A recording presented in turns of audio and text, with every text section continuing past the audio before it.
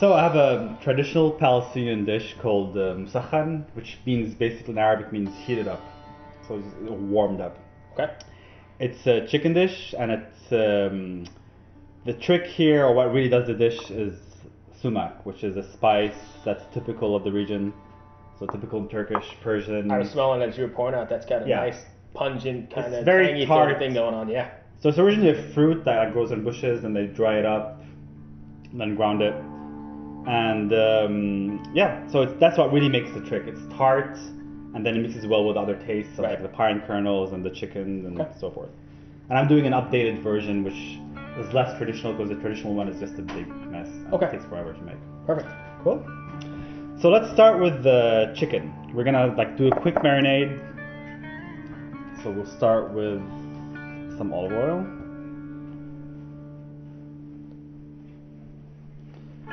Then the juice of 1 lemon. Lemon is really good for any marinade, especially like all our marinades back home involve lemon, and it's a nice way to get rid of that smell of raw chicken. Right. So it's really very useful. Smells pretty good already. So both our lemons are squeezed. And then just a bit of spices, so it's kind of equivalent to like something of a dry rub. Kind of. So, half a teaspoon of allspice. I got my own allspice from back home, which has like a combination of 12 spices, but you could use. So if you were gonna make this at home, you could go ahead and use. Like allspice. the classic. Yeah, exactly. It will still work. Just half a teaspoon. And then you want to sprinkle some sumac.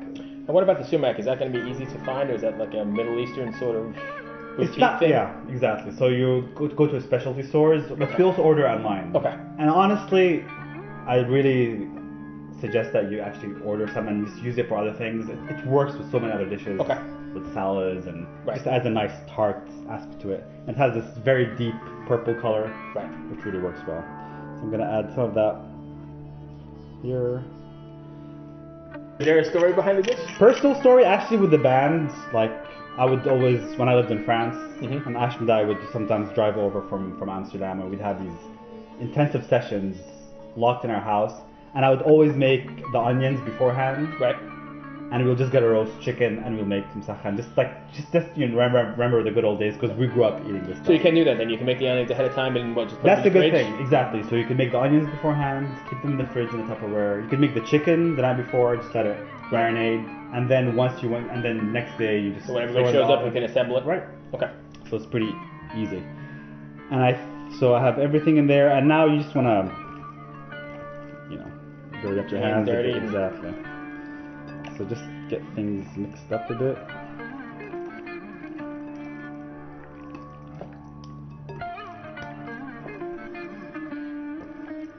And I'm just gonna ask you to sprinkle some paprika. I'm just using my hands. So just a bit, just to give it some. A bit more. Good, yeah. That's good. So the paprika is really just there for like color. I think it doesn't add that much taste, I think, because the other spices will be more prominent. Right. But it's gonna give it this nice color that will. I think you eat with your eyes also. Oh, absolutely. So. Wonderful. Okay, I think we're good to go. So I'm gonna put this in the fridge first of all. Wash my hands. I can take care of that for you. And now the onions. So that's what really makes the dish, is the caramelized onions. There's a whole lot of them, so using 3. There's a lot, yeah. But trust me, once they cook down, they're really reduced. Okay. So. These are just regular yellow onions, right? Right. You could use any kind of onions, but you want those that caramelize the most. Okay. And I think yellow onions caramelize really well. Okay. So a good trick with onions is to sprinkle water over the knife, unless you want to try on camera. Does it actually take the? It's really useful. Or you could cut with your shades. That's very metal too. But I'm gonna. That would be. Is this a pretty traditional dish back in Jerusalem? It's the typical Palestinian dish, I think. So our cuisine shares a lot with the regions. Right. We have a lot of things in common with Lebanese cuisine, Turkish, Greek, but this dish is typically Palestinian. Stands out as being specifically Palestinian. Right. But although sumac is typical to like Persian and Turkish cuisine, but somehow they just haven't figured out that dish yet. So at least that's our contribution.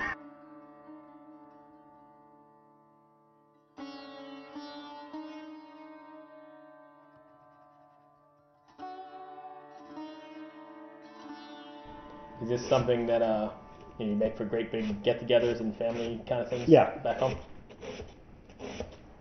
And I do the more user-friendly version because I'm making this usually for myself or for a bunch of friends. Right. And that's why I go for like a wrap format. And I think people who want to reproduce this will have an easier time making it because you're just caramelizing onions and just have a wrap basically, chicken wrap with caramelized onions.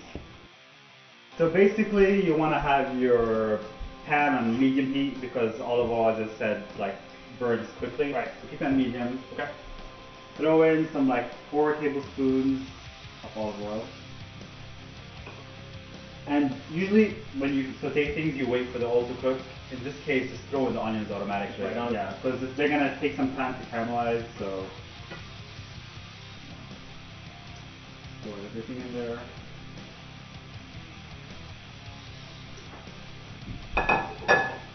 And that's good quality olive oil as well, right? Right. And that makes a difference. It does make a difference. Usually you don't cook with extra virgin because it's so strong and nutty, but you want the taste here, so obviously you'll go with that. Okay. How long do these take about? So these basic caramelizing is you have to wait for the onions to release their natural sugars. That takes around 20 minutes. Okay. And you're gonna keep on stirring them, but I have a few tricks to help the caramelizing process. One of them is to add a bit more sugar. Okay. That's a trick, but it actually helps the onions release their natural sugars as well. So you're gonna throw in, I just put in half, like a tablespoon of sugar. Okay. And the second thing I like to do is, and that's not typical of the dish, is I always throw in like a serrano pepper in there, just to give it some heat. Right. And that's something I do with most of my cooking, is I just always throw in a pepper in there. Wow. I'm not opposed to the heat at all. Right. It just always adds the nice. And that's customizable as well. If you're making this at home, you didn't need to do that at all. No. It doesn't take away from the dish at all. Correct? Nothing. Okay. And you can control for the heat. Remove the seeds, you have less heat. Change, if you want a lot of heat, add habanero pepper. Okay. And so salt actually. Like, those is cooking up nice and smell is good. Yeah, kind of. Wow. So you'd add something like a teaspoon of salt. Okay. I mean, now I'm just gonna, with all of these ingredients, you're just gonna taste. Right. There's no strict formula. Okay. If you want it to be more tart, you'll add more sumac. If it's more spicy, you'll add more. Okay. So it's really do it as you wish.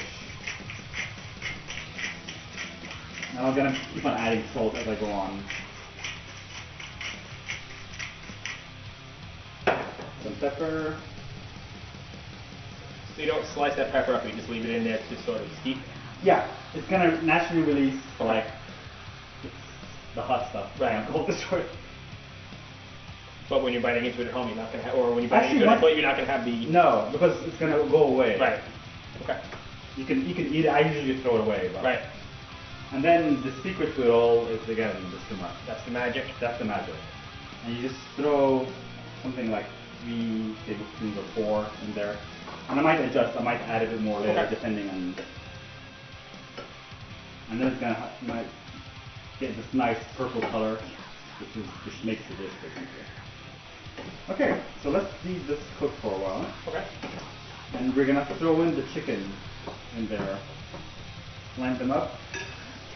And then we're gonna put these in the oven at 375. 375 for 25 minutes. Okay. So while the onions are cooking, Mm-hmm. we wanna bake the chicken. Okay. So depending on what you're using, if you're using boneless, we're going to go for skinless. We'll go for like 25 minutes. Okay. 375. With bone and with skin, you're gonna add some more time. Okay. And we're at 375 for what'd you say, about 20 minutes? 25 to 30, depends how. So now this is like a side dish with the msakhan. I'm making tzatziki, which is a typical Greek yogurt dish with cucumber. Although we have varieties of this throughout the Middle East. Okay. So we know by its Greek name, and it's fine. And this has like yogurt, is a nice combination because you're gonna get like the fat and the olive oil and the spiciness. Right. And Take a little heat off. exactly. So the yogurt is a nice complement to this. Would you find something similar to this on a Palestinian table? Yeah. Along? Yeah, easily. Or you could have like a simple Greek salad, but I just thought I would right. go with this. So we have 16 ounces of low-fat Greek yogurt. Okay. And I'm gonna have a cucumber that I'm gonna peel. And what I'm gonna do with the cucumber too, is I'll show you that I'm gonna seed it, because the cucumbers have a lot of water in them. Right. And if you're just gonna add them as they are to the yogurt, we'll just soak it with lots of just add too much water and then you'll have like a watery dip. Okay, so you can take out the seeds totally? Yeah. And that will just keep at least, will maintain some of the thick texture of the yogurt. Okay. I see you've got some mint here going on as well. Yeah, mint is also a nice combination. What you do is you cut it in half.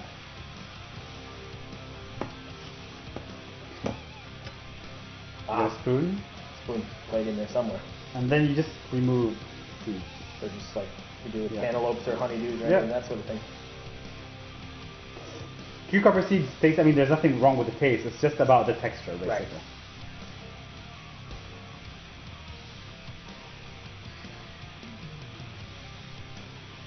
So once we have that done, on the side.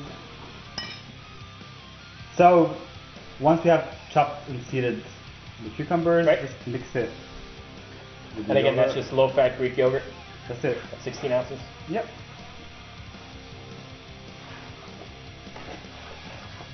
And if you just don't want to get Greek yogurt, just strain normal yogurt. Okay. And this is going to be very similar to the gyro sauce that you put in? Right. So if you had a gyro, like a Greek restaurant, they usually have this as like a dip. Right. Okay. And I'm going to throw in the juice of... For now, I'll put a bit less than half a lemon because I don't know how hard this is. And again, we're using real lemons. Always real. Always go real. When you play music or food, don't fake it. And for the garlic, so we don't have a garlic presser, what I'm going to do is I'm going to finely chop the garlic. So what you do is you finely chop the garlic. And then you add salt. Right to the garlic itself. And then you're going to crush it, and the salt helps you crush the garlic. Okay. That's an interesting trick. I've never seen that before. Yeah, you could. So if you're making aioli, right, you do that, and then you just chop. You just squash. And again, raw garlic, you want to add as much. You could decide to put less because some people just don't like the taste of raw garlic. And then, last but not least, you're gonna add a bit of mint. Okay. And that's gonna give it a nice, fresh flavor to it. Okay.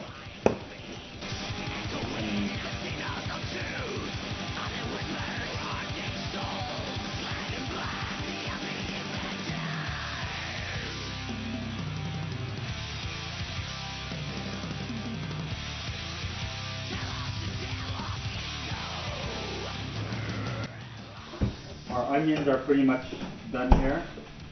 If you want to see, so basically, the onions are tiny, they're not thick anymore. Right. And that's when you know that they're good enough. And you always want to taste just to see if it needs more sweetness, more saltiness. And if it's too tart, if you added too much sumac, just throw in an extra, like half an onion, and then it will mix. So the last step is frying up the pine kernels. Okay. So this is always a nice addition in these dishes. It's a nice nutty taste to it. And the trick here is this overcooked burns quickly and very easily. Okay. So I want you to get me like a spatula, a wooden spatula if possible, or something small. As I said, I'm going to use canola oil instead of olive oil here. Again, because olive oil is very strong, and pine kernels have a strong nutty taste too. Right. They're going to absorb the olive oil and it'll become a bit bitter. So canola oil is very neutral and has a higher burning point, so you could I think the chicken is done, so maybe while this piece, let's remove to the pause. So I mean, I'm just gonna add something like, I think 1 teaspoon per serving, 1 tablespoon per serving. Okay. But this is good stuff, so sometimes you always want to add it. I'm not too familiar with them. I mean, they're not that popular here in my neck of the woods, but I've had them in some meals. Italian food has a lot. Yeah, Italian food for sure. Anything Mediterranean will have pine kernels, And what you want to keep on stirring it. Don't stop because it burns very easily. Okay. So just keep on moving it, and then it'll quickly brown. We have the caramelized onions, the fried pine nuts, baked chicken thighs, and for bread I just use flour tortillas. Okay. It's easy to wrap them. You could go for pita bread if you want to be creative. Go get like Indian naan bread. Right. But you can't roll this, so the Indian naan bread you'll just have to go. You can't roll it. Yeah. Right. You might want to just like add some onions and Okay. toast it in the oven a bit. But we're gonna go for wraps. Cut the chicken in thin slices. Okay.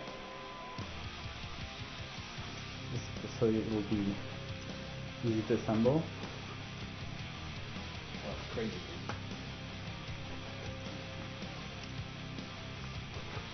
And you're gonna spoon in some of the onions.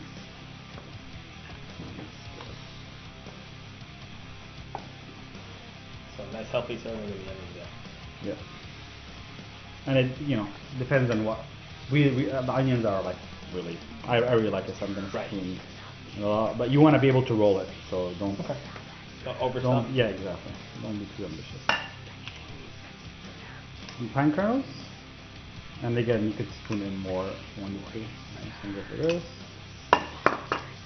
Chicken. I'm just gonna with clean hands. Going down there. It assembles pretty quickly. It does, yeah. And then I'm gonna roll it.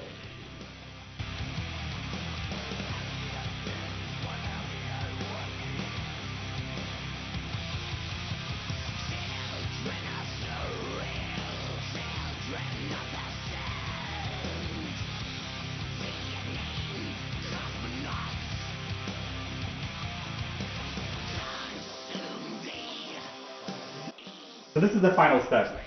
We've rolled our chicken in the caramelized onion, and now what I like to do is to fry the tortilla a bit just to give it this nice texture. Crispiness, Right, exactly. So what you want to do is you want to be able to have some of the taste of the onions you already cooked and the chicken. So we dispose of the onions, unfortunately, but what I'm going to use is some of the chicken fat that was left from the because this has a lot of flavor. So we're just gonna throw some of that in there. The part where you seal tortilla is what you want to fry first. Okay.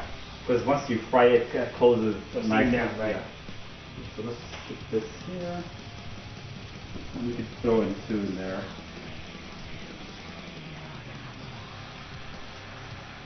You want to leave some room because then you just want to be able to turn it. You just let it get a nice little crust. This looks great. We're here at my favorite part of the episode here, so if you're ready, Ashley, Moloch, Begin. give this a shot.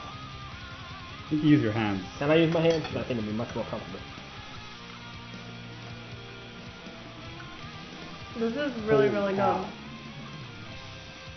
This is something different that I've never had before. There's a whole bunch of flavors in here I've never had before, but this is fantastic. And the yogurt balance as well. Awesome. Fantastic. Thank you very much.